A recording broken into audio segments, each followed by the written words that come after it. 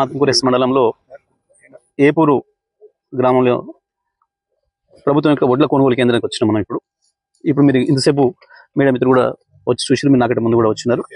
ఇక్కడ రైతుల కళ్ళాలు చాలా కూడా చూసినారు. వడ్ల రాసుల్ని అనేక వడ్ల రాసుల్లో ఈ రకంగా మొలకలు ఎత్తినాయి. ఇప్పుడు మీరు రైతు మొలకలు ఎత్తినాయి అంటే దాదాపు ఒకరొకరు వీళ్ళు చెప్తున్న ప్రకారం 45 నుంచి 60 రోజులు అయింది వడ్లు తెచ్చి ఇక్కడ మేము పోసి అని చెప్తున్నారు. పాపం కొంతమంది చిన్న రైతులు అయితే మొత్తం ఖరాబ్ అయిపోయినాయి. మనం అక్కడ పోతే పార్బాయిల్డ్ రైస్ మిల్లులో పోతే ఏం వాసన వస్తుందో ఐకేపీ కొనుగోలు కేంద్రంలో కూడా వాసన వస్తూ ఉంది. వడ్లు తడిచి ఇప్పటికీ కొన్ని రాసులు 2 సార్లు 3 సార్లు తడిచినాయని చెప్పి చెప్తా ఉన్నారు రైతులు. ప్రభుత్వం ఇంతకంటే దివాలా కోరుతానం ఇంకొకటి లేదు. ఉత్తమ్ కుమార్ రెడ్డి ఉత్త కోతలు తప్ప వాస్తవానికి రైతులకు కురిగింది ఏం లేదు. ప్రత్యేకించి తెలంగాణలో కాంగ్రెస్ ప్రభుత్వం వచ్చిన తర్వాత రైతాంగం పట్ల వ్యవసాయ రంగం పట్ల పూర్తి నిర్లక్ష్య వైఖరి కనబడుతూ ఉంది. ఒకవైపు పంటకు నీళ్ళు ఇచ్చే పరిస్థితే లేదు.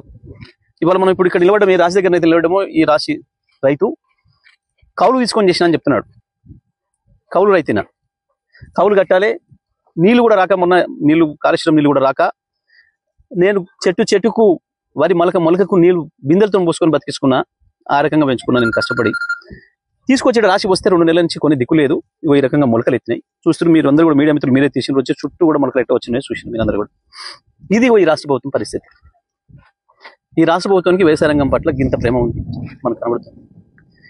నీళ్ళు ఇచ్చే శక్తి లేదు. రైతులు వాళ్ళ కష్టం వాళ్ళు పడి పండించుకుంటే ఒడ్లు కొనే దిక్కు కూడా లేదు. ఇంకా దుర్మార్గం ఏంటంటే ఇప్పుడు ఇక్కడ నుంచి వెళ్ళి మీరు ఆ లారీ చూపించండి, లారీ పోతుంది ఒకసారి. ఈ లారీ ఏ మిల్లుకి అయితే పోతుందో లారీ మిల్లు పోయిన తర్వాత రైతులకు ఫోన్ వస్తుంది, ఇగో ఈ రైతు ఇక్కడికి వచ్చి మాట్లాడుకుంటేనే దించుకుంటాం, లేకపోతే లేదు. 2 రోజులు 3 రోజులు 4 రోజులు పోయిన లారీని అక్కడనే ఆపుతున్నారు. రైతులు పోయిన తర్వాత మాట్లాడుకుంటారట. ఏం మాట్లాడాలి? వాస్తవానికి రైతులు ఇక్కడనే ప్రభుత్వానికి అప్పచెప్పారు. కొనుగోలు కేంద్రంలో ఒకసారి కాంటా అయింది అంటే అది ప్రభుత్వం యొక్క బాధ్యత, ప్రభుత్వం చేతికి ఇచ్చినట్టు రైతులు. కానీ రైతుల్ని రమ్మని మిల్లు దగ్గర ఇక్కడ వచ్చి మాట్లాడుకుంటేనే దించుతాం. ఆడికి పోయిన తర్వాత వాళ్ళు మాట్లాడుతున్న మాటలు ఎంత దుర్మార్గం అంటే, నీ ఒడ్డు బాలేవా, నీ ఒడ్డు తడిచినాయి, నీ ఒడ్లలో బెరుకుంది, ఏం తగ్గి ఉంటా చెప్పు. ఈ పద్ధతుల్లో రైతు మళ్ళీ పోయి వాడి కాలు పట్టుకోవాల్సిన పరిస్థితి. అక్కడికి మిల్ల దగ్గర పోయి నీది 10 కేజీలు కోయాలన్నా బస్తకు 10 కేజీలు కోయాలట. రైతు వాని కాలం మీద పడి బతులు అనుకోవాలట.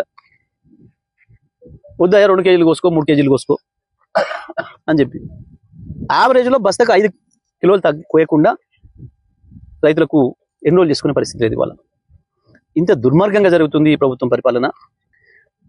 ఒకవైపు నీళ్ళ విషయంలో సోయి లేదు, మళ్ళీ నదులు దోపిడికి గురవుతున్నాయి. కృష్ణా గోదావరిలో మన వాటా హక్కులు కోల్పోయే పరిస్థితి వస్తూ ఉంది.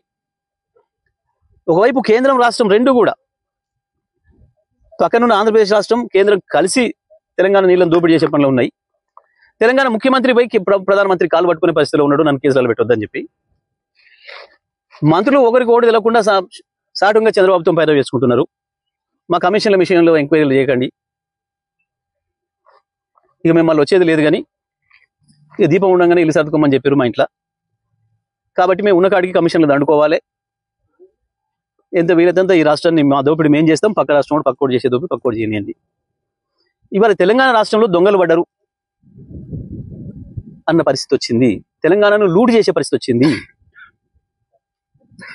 ఎవడికి దోచినంత వాడు దోసుకుపోవడమే, ఎవడికి దొరికినంత వాడు దోసుకుపోవడమే అనే పద్ధతుల్లో ఇవాళ మంత్రివర్గం పనిచేస్తూ ఉంది. ఏ ఒక్క శాఖ మీద ఒక మంత్రికి అవగాహన లేదు, పట్టు లేదు. మంత్రుల అధికారుల గురించి మాట్లాడితే మంత్రులే దొబ్బుతున్నారు. మా పరిస్థితి ఏంది? మంత్రులు అయితే దొబ్బొచ్చు కానీ మేము ఊరుకోవాలన్నా?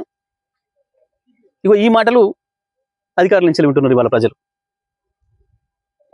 నేను డిమాండ్ చేస్తా ఉన్నా, వెంటనే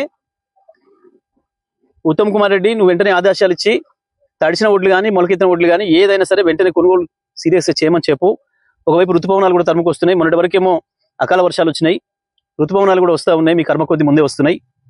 సరే, ప్రజల అదృష్టం, వర్షాలు రావాలని కోరుకుంటారు రైతాంగం. కానీ దురదృష్టం ఏంటంటే మీ ప్రభుత్వం సహకరించకపోయినా, మీ మూర్ఖత్వంతో నీళ్ళు ఇవ్వకపోయినా కష్టపడి పండించుకున్న పంటను కొనే పరిస్థితి కూడా లేక ఇంకా రాష్ట్రాల్లోనే ఉంటున్నారు. పోయి మళ్ళీ నాగలిగట్టి దున్నాల్సిన రైతు, దుక్కి తినాల్సిన రైతు కేవలం పండించిన ఒడ్ల కాడ కాపలా పడుకోవడానికి సరిపోతా ఉంది. ఈ దుర్మార్గం ఇది. దీన్ని తీవ్రంగా ఖండిస్తా ఉన్నాం మేము. వెంటనే